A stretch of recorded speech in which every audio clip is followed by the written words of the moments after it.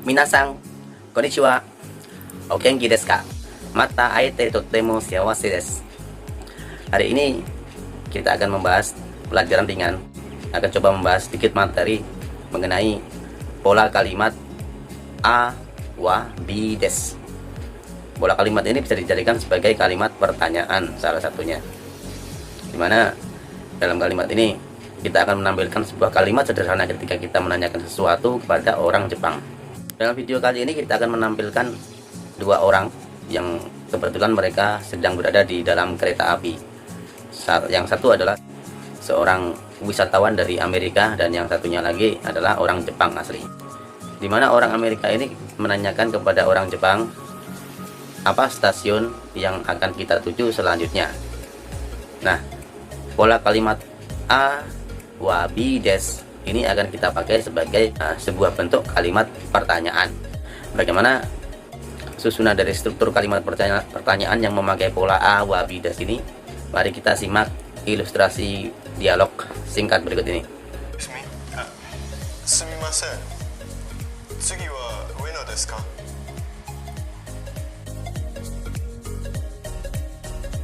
Wisatawan tadi bertanya kepada wanita Jepang, Sugi wa ueno desu ka? Sugi artinya berikutnya. Wa adalah partikel penanda topik, di mana topik kali ini adalah stasiun. Ueno adalah nama stasiun, nama salah satu stasiun di negara Jepang. Des adalah partikel sopan di akhir kalimat, dan ka adalah partikel yang mengindikasikan sebuah kalimat pertanyaan. Sugi wa ueno desu ka? Sugi wa ueno desu ka? Kita juga bisa melafalkannya dengan suara hidung. Sugi, sugiwa, atau sugi sama saja. Orang Jepang juga pasti bisa memahami. Sugi wa ueno desu ka? Apakah setelah ini adalah stasiun Ueno? Seperti itu. Kemudian sang wanita menjawab. Dalam pola kalimat seperti ini ada dua alternatif jawaban, yakni kalimat jawaban positif yang mengafirmasi sebuah pertanyaan dan kalimat negatif yang menyangkal sebuah pertanyaan. Kalimat afirmasi, jawaban afirmatif adalah iya atau hai.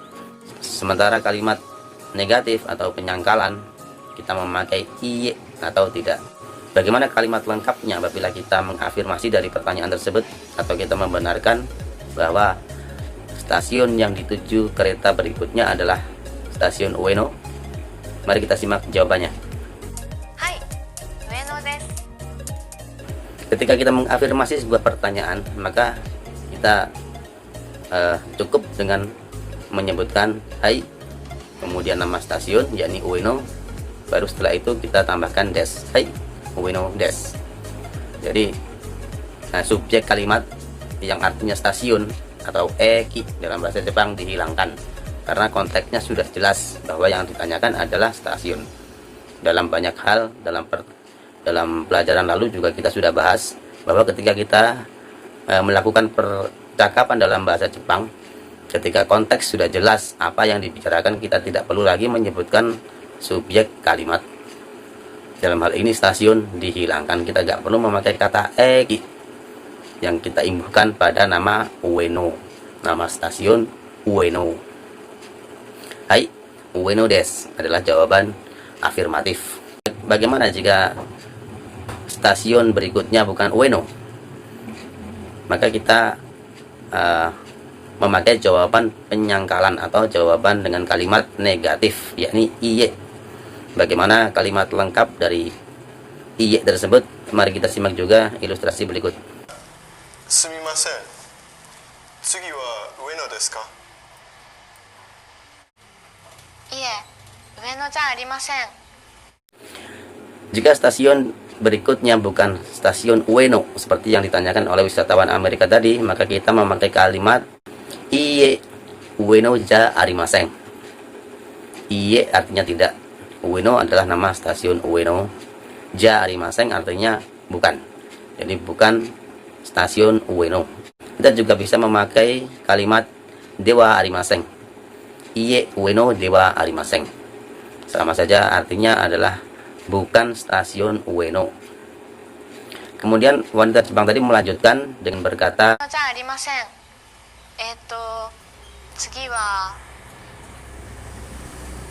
次は東京です。 Sungiwa. Seperti dalam pelajaran yang lalu kita sudah membahas tentang kalimat ekspresif eto ini ya. Eto adalah kalimat yang kita pakai ketika kita mengingat-ingat sesuatu. Jadi kalau kita lupa-lupa ingat akan sesuatu hal atau nama, maka kita memakai eto.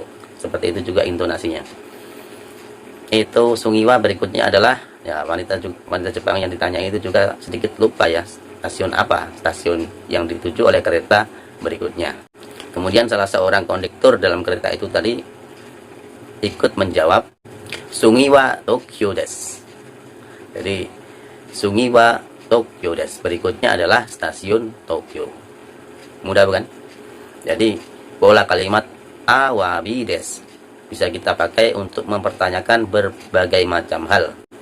Kita juga bisa memakai kalimat ini untuk mempertanyakan kota berikutnya, desa berikutnya, atau hal-hal lain yang akan kita bahas lebih jauh dalam bab-bab pelajaran berikutnya. Sekarang kita buat latihan kecil. Coba alih bahasakan kalimat ini ke dalam bahasa Jepang. Apakah kota berikutnya adalah kota Surabaya?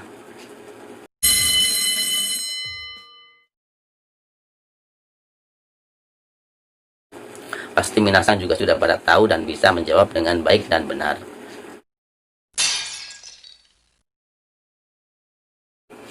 Oke, untuk pojok budaya Jepang kali ini kita akan sedikit mengulas tentang bagaimana sih hiruk pikuk dan kebiasaan apa saja yang bisa kita temukan apabila kita berjalan-jalan di Jepang dengan menggunakan kereta api. Kereta api di Jepang semuanya sangat mewah, bersih, dan teratur. Disiplin dan tepat waktu adalah hal yang sangat dipegang teguh oleh masyarakat Jepang. Bahkan dalam beberapa jajak pendapat mengatakan bahwa keterlambatan kereta api selama 5 menit sudah merupakan sesuatu yang sangat menjengkelkan bagi masyarakat Jepang yang ingin beraktivitas, pergi ke kantor, pabrik, sekolah, dan lain sebagainya. Ada beberapa hal yang harus dipatuhi apabila kita jalan-jalan memakai kereta api di Jepang. Kereta api yang super mewah, jangan harap Anda akan menemukan hal-hal seperti ini.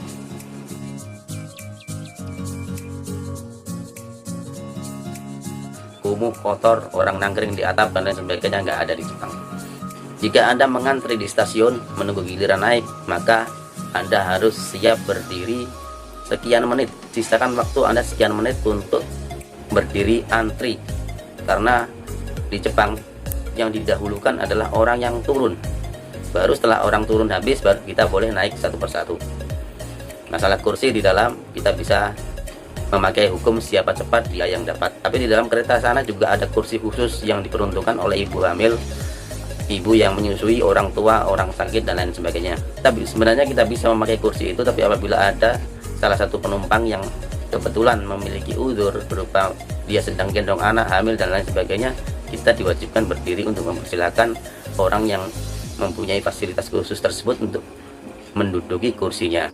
Dalam kereta-kereta mewah di Jepang juga ada disediakan sebuah food bath. Nah, ini untuk kereta yang perjalanan jauh ya. Jadi ada semacam bathtub, tetapi khusus untuk merendam kaki. Hal ini dipercaya bisa mengurangi stres selama perjalanan jauh. Kita bisa merendam kaki di sana sebagai upaya terapi untuk menghilangkan pegal-pegal saat kita duduk terlalu lama. Juga ada kamar mandi khusus. Kamar mandi khusus ini juga diperuntukkan bagi para penumpang dalam perjalanan jauh apabila dia penat, gerah, dan lain sebagainya. Tapi jangan lupa, kalau mandi di dalam kereta api tidak boleh kita memakai kebiasaan mandi terlalu lama. Kita harus cepat mandinya. Jangan sampai kebiasaan seperti di rumah kita berlama-lama di tempat mandi, maka itu tidak berlaku kalau kita sedang mandi di dalam kereta api Jepang. Sebab air dalam kamar mandi Jepang hanya di set atau di setel untuk mengalir selama tidak lebih dari 6 menit. Jadi kalau sekiranya Anda 6 menit belum selesai mandi, saya jamin Anda akan keluar kamar mandi dalam kondisi masih belepotan sabun, malu-maluin. Pernah ada kasus kereta Shinkansen atau kereta peluru yang ada di Jepang ini terlambat hingga 10 menit hanya gara-gara penumpang yang berasal dari Indonesia. Mereka lebih asik berselfie ria di stasiun, berlama-lama di sana hingga membuat kereta api terganggu jalannya. Bahkan ada beberapa calon penumpang dari Indonesia juga menginjak garis kuning. Kita lihat nih yang ini, luar biasa ya. Bahkan sempat membuat kedutaan besar Indonesia yang ada di Jepang angkat bicara waktu itu, mengingatkan agar ketika kita berada di negara orang, kita harus memakai dan mentaati peraturan yang berlaku di tempat tersebut. Di mana bumi diinjak, di situ langit dijunjung. Garis kuning ini sebenarnya dipakai untuk menjaga jarak, karena kereta di Jepang rata-rata melaju dengan kecepatan super tinggi. Kalau kita terlalu dekat, maka kita bisa memiliki resiko tersedot ke dalamnya. Dan itu sangat membahayakan para calon penumpang yang ada di stasiun. Jadi, kalau seandainya Anda ingin bertamasya di Jepang dan naik kereta, jangan sampai menginjak garis kuning, agak ke belakang sedikit. Jangan sampai kita kena tegur. Apalagi sampai viral di media massa, kemudian beritanya sampai di Indonesia seperti situs pemberitaan yang ini.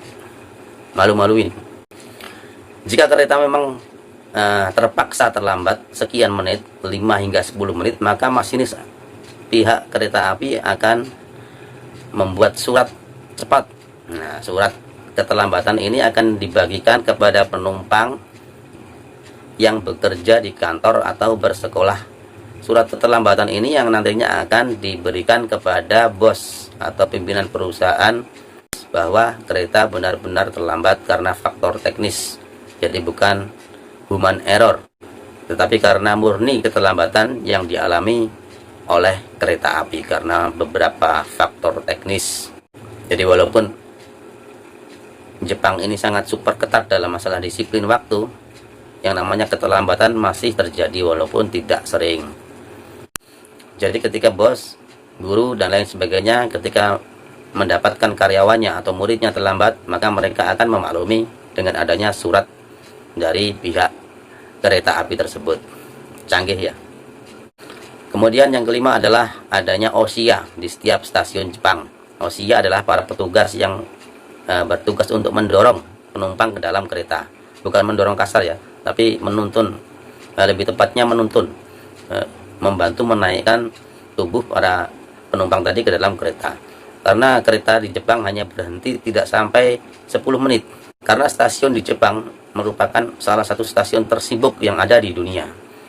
Orang Jepang jarang kita lihat santai-santai, duduk-duduk, nongkrong-nongkrong, ngobrol-ngobrol, nggak ada. Semuanya dalam kondisi sibuk mengejar waktu. Orientasi mereka hanyalah kerja, dan belajar. Beda sama kita, nongkrong, ngopi, game-giman. Hai, kyo wa kokomade desu. Owarimashou. Sayonara.